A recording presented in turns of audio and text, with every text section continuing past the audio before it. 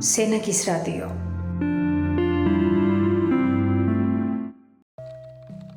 მოგესალმებით, მოდით გაგვეცანით. მე ვარ მაკახარი ბაბა, საქართველოს უსინათლოთა კავშირის სამეგრელოს ფილიალის წამყვანი სპეციალისტი. მუშაობა უსინათლოებთან მაქვს შეხება და ვარ დევნილი. დაახლოებით რამდენი ადამიანი არის თქვენს კავშირში გაწევრიანებული? მთლიანად კავშირში არის 15 ფილიალი არის, მაგრამ ჩვენთან მე ძირითადად შემიძლია რომ ამჟამად სამეგრელოს ფილიალზე გესაუბროთ. სამეგრელოს ფილიალში ამჟამად ამ ეტაპისთვის 100 ადამიანი ყავს.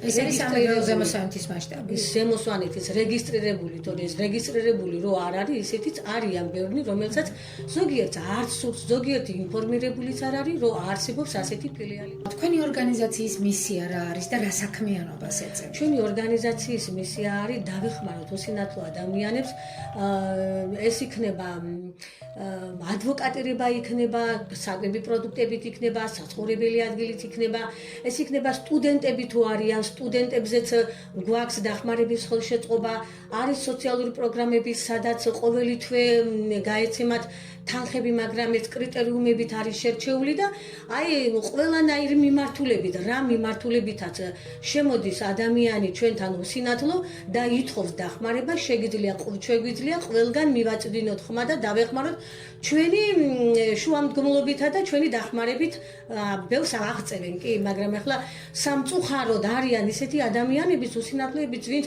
შედიან და ვერ ახერხებენ, იმიტომ რომ მათ აქვთ ესე იგი დაქვეითებული მხედველობა და ვერ ახერხებენ, ზოგიერთი მარტოხელა არ იცის სად გავიდეს, ვისთან მივიდეს და ჩვენ აგერ ზუგდიდის მუნიციპალიტეტის მეშვეობით, აგერ მათი დახმარებით ყავს ტრანსპორტი, სადაც შეგვიძლია გავიყვანოთ, მივიყვანოთ, მოვემსახუროთ და როგორც ჩვენი ოჯახის წევრი, ასევე დავეხმაროთ. ყველას გულით კივილი, გულთან მიგვაქვს ჩვენ.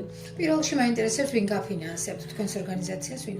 არავინ არ აფინანსებს. ჩვენი ორგანიზაცია არის თვითონ თავისი შემოსავლებით. არის თუ არა შესაძლებელი მაგალითად ზოგადად, ასე თქვა, შიშიმაპირების მხედველობა დაქვეითებულების ამ შემთხვევაში დასაქმების პერსპექტივა რეალია? კი, არის, მაგრამ სამწუხაროდ დღის მდგომარეობით ყველა მხედველი ადამიანები ვერ აზროვნებენ იმას, რომ უსინათლო ადამიანებსაც შეუძლიათ ჩვეულებრივად თანამშრომლობენ და გააკეთონ ის, რასაც ჩვეულებრივ ადამიანი აკეთებს მხედველი ადამიანი.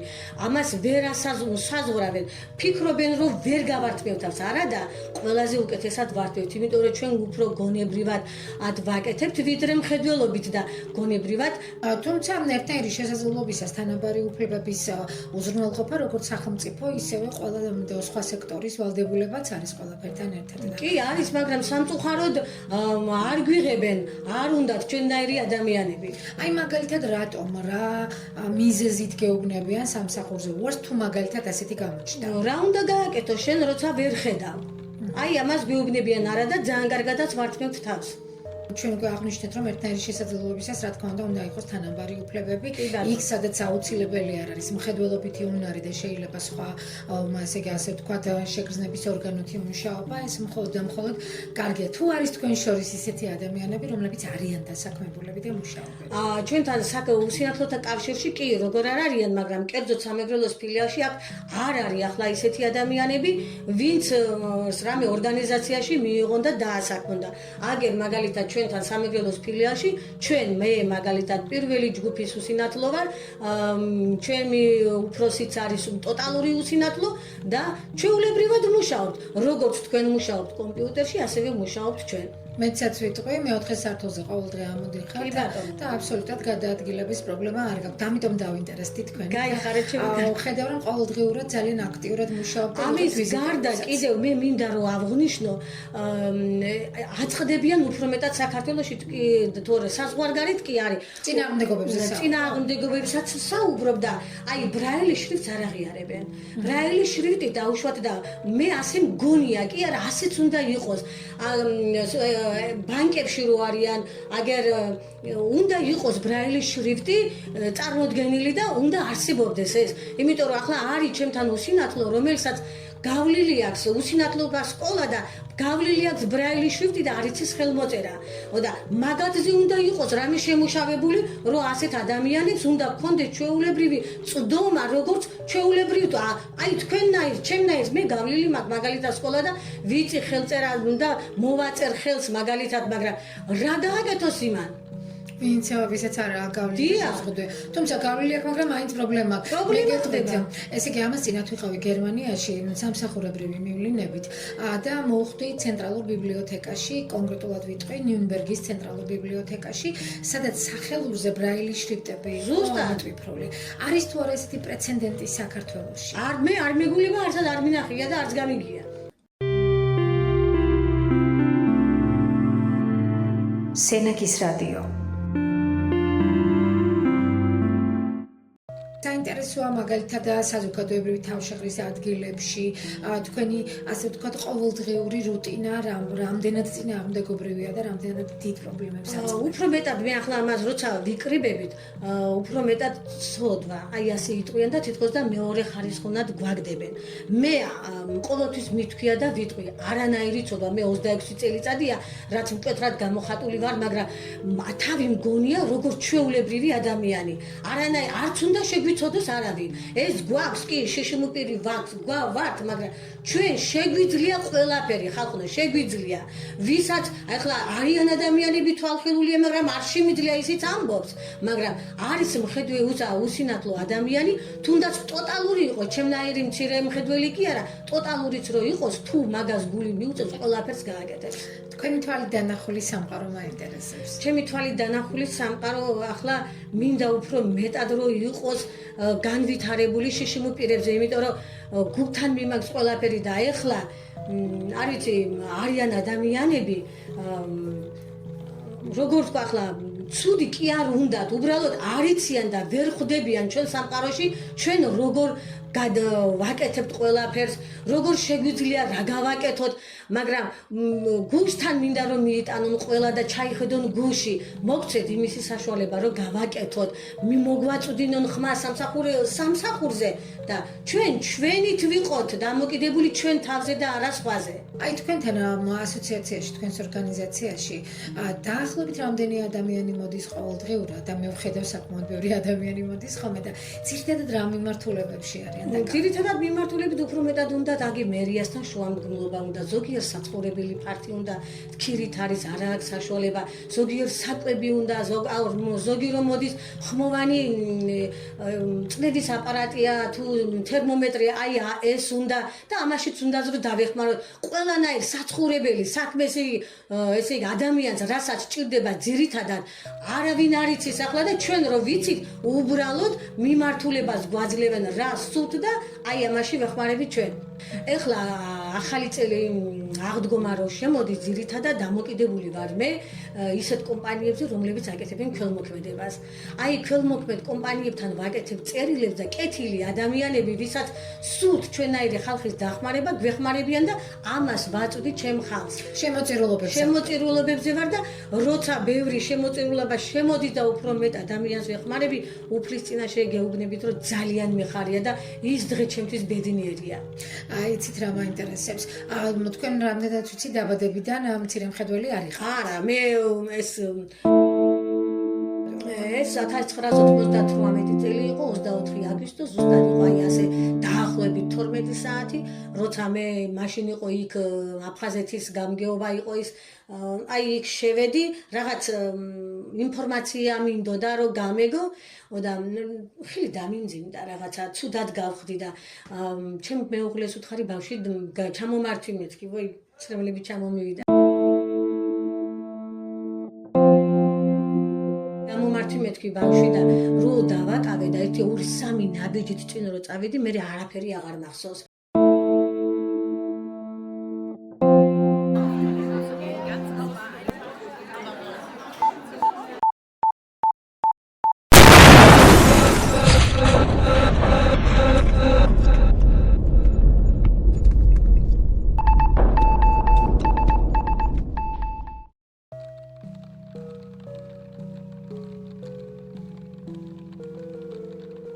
იქ უკვე თურმე ტერაქტი მომხდარა და რო გავიღვიძე უკვე ვიყავი თბილისში და ორივე თვალი უკვე საერთოდ აღარ მქონდა, საერთოდ ჩაჩუთული მქონდა, თვალის გუგები საერთოდ აღარ მქონდა და ღმერთის ნებით და სურვილით, რა ვიცი, ამიღდგა თვალი, გამიკეთეს ოპერაცია, რამოდენიმე ოპერაცია, მაგრამ ერთი თვალი საერთოდ ამპუტირებული მაქვს და ერთი თვალით ვერ ვხედავ ვინ არის რაღაცა მცირე მხედველი ვარ, ფერებს ვარჩევ და სილუეტებს, რაღაც სილუეტებს.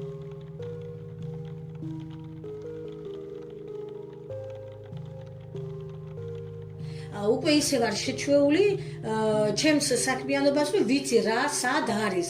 ხმოვანიც უკვე აღარ დამჭირდება მე და ისე რომ მოდიან ჩემი უსინათლოები, აი ჩვეულებრივი სენსორულ ტელეფონში უწერ ხმოვან პროგრამას, სადაც უსინათლოები ადამიანები სწავლობენ ამ ტელეფონზე და ამჟამად ორ ადამიანს ვასწავლი. ესე იგი ხელმისაწვდომობას ვადვილებ, ხო? კი.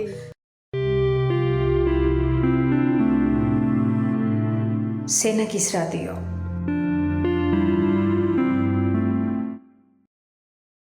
ზუგდიდში გაქვთ ოფისი და წარმომადგენლობა.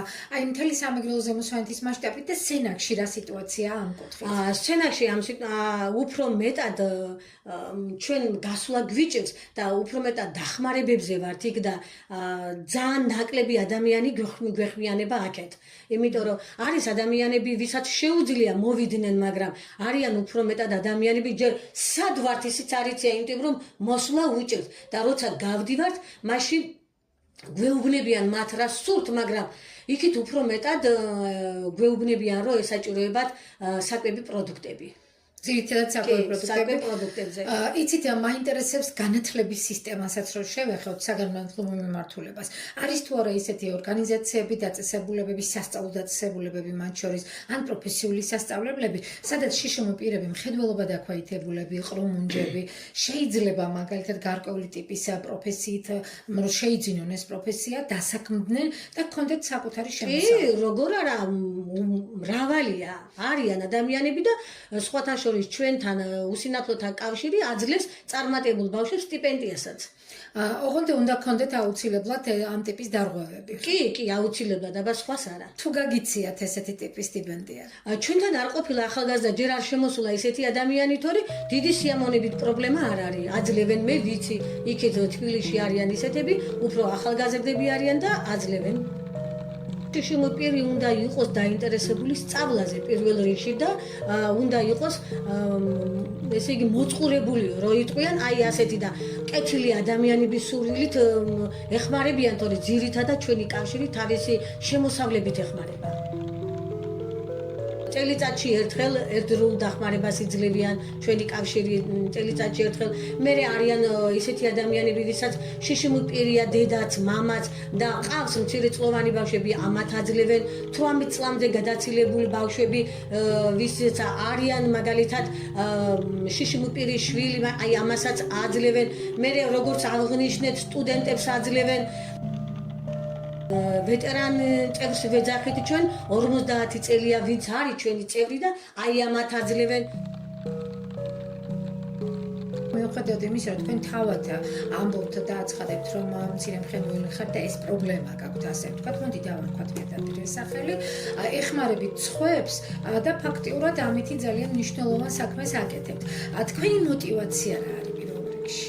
ჩემი мотиваცია მართლა დიდი სურვილია, სანამ მე აქ მუშაობას დავიწყებდი, ყველა თითეული ადამიანი იყოს თვით დამოკიდებული თავის თავზე. ნუ ჩაიკეტებიან სახში და აი იყოს ჩემნაირად მოტივირებული. არ არის ეს განაჩენი შიშიმო პირის სახში რომ დაჯდე. გამოდი ქუჩაში, მიაწვდინე ხმა, რა გჭირს, რა არა. არ ვიცი, უნდა გააკეთო ყველაფერი, უნდა იბრძოლო იმისათვის, რომ ვინმეზე დამოკიდებული არ იყო. არიან ისეთი ადამიანები, ვინც ჩაიკეტნენ და გამოდით და გამოყვანილი ვყავს, გავაკეთეთ ჩვენ აქ, თუ გესმოდათ, არ ვიცი, ჩვენ აქ ზოგჯერ ვმღერით. ეს განტვირთვისთვის გავაკეთეთ, რომ გამოსულიყვნენ ეს ხალხი და ცოტა განეტვირთათ და არ მინდა, მართლა არ მინდა, რომ სახში ჩაიკეტოს უსინათლო. სენაკის რადიო. საზოგადოება, ინფრასტრუქტურა, ყოველდღიურობა, პროგრამები, რამდენად არის მიმართული იქითკენ, რომ შუშომო პირები, მაგალითად მხედველობა დაქვეითებული პირები, საზოგადოებაში ადაპტირებულები იყვნენ და მათთვის იყოს თანაბარი პირები. სამწუხაროდ დღის მდგომარეობით არ არის როგორც საჭიროა ისე.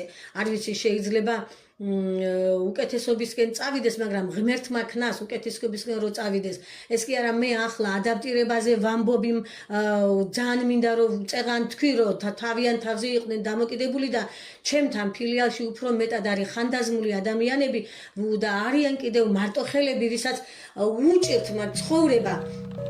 ხო და წეღან გავაკეთეთ წერილი მერიაში, რომ ძალიან მინდა ხმოვანი წნევის აპარატები რომ შეუძინო ამ ხალხს და დაფინანსება მინდა, რომ ჩემს ხალხს კონდეს იმისი საშუალება, თუნდაც რო არ გავიდეს, სხვას რო არ დაუძახოს, ვის მიაწვდინოს ხმა, ვერ გავა მაგი, და გაიზომავს თავისი ხმოვანი აპარატით. მაგალითად, მე ამ დილით რო გამოვედი, გავიზომებ, ნახე, რამდენი მქონდა, რა არა და ასევე მინდა რომ იყოს ყველაზე დიდი საჭიროება არის. აბა, ყველაზე მეტის დიდი საჭიროება არის თერმომეტრი, სიცხის გასაზომი აპარატი, ხმოვანი და წნევის აპარატი. და გარდა ამ ჯანმრთელობის მიმართულებისა, ინფრასტრუქტურულად რამდენად არის სწორად მოწყობილი ასე. სწორად მოწყობილი სამწუხაროდ არ არის, მაგრამ არ ვიცი, იმედი მაქვს კიდევ იქით-იქით უფრო მეტად იქნება ადაპტირებული და ხელმისაწვდომი ჩვენი ადამიანის და თუნდაც გზა.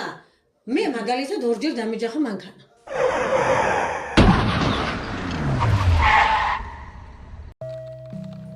ორჯერ დამეჯახა და ის მძღოლი კიდე მე მეჩხუბებოდა, მე ვეუბნები, კარგი ცოცხალი ვარ, გადავრჩი, შენ არ იცი რომ მე მხედველობა დაქვეითებული ვარ, მაგრამ გეუბნები რომ ჩემი ბრალია, არა მაინც მეჩხუბებოდა და არა და ადაპტირებული არ არის გზა, როდის გადავიდე მე არ ვიცი, არა და მქონდა განაცხადი შეტანილი რომ ხმოვანი შუქნიშები დააყენეთ ხალხო, რომ დავდგეთ ხმოვანი შუქნიშის ქვემოთ და მივაჭრო იმ ღილაკს ხმა გამოსცეს და გადავიდე, არ დამეჯახოს, მაგრამ არ არის ჯერ ამისი საშუალება და რა ვქნა, იმედი მაქვს იქით გამოსწორდება. გაუთმებათ გული ალბათ ჩვენ მიმართ კიდევ ხალხს. სენაკის რადიო.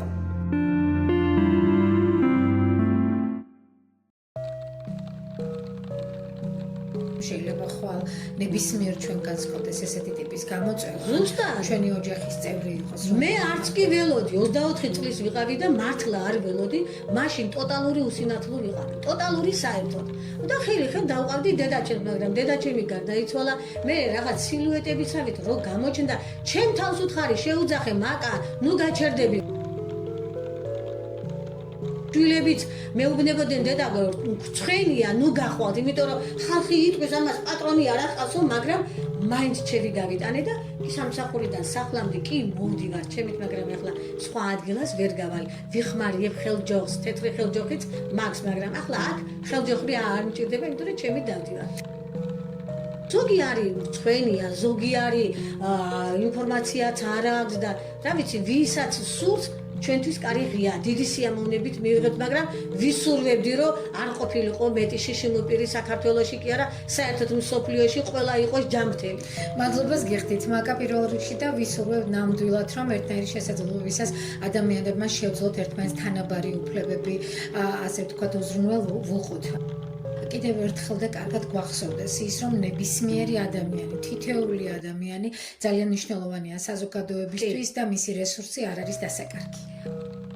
უდიდესი მადლობა მინდა გადაგიხადო აი ამ თემისათვის, ჩვენნაირი ადამიანებისათვის, რომ გამონახეთ, რომ ინტერესდებით უბრალოდ და ამ ხმას რომ აწვდით საერთოდ ხალხს და შეიძლება რაღაც გამოვიდეს. მე ყოველთვის იმედით ვცხოვრობ და იმედი მაქვს, ერთ დროს გულში ჩამწვდომი იქნება ჩვენნაირი ხალხი, ადამიანების შესაძლებლობები და უფრო მეტად გაგვიადვილებენ ცხოვრებას.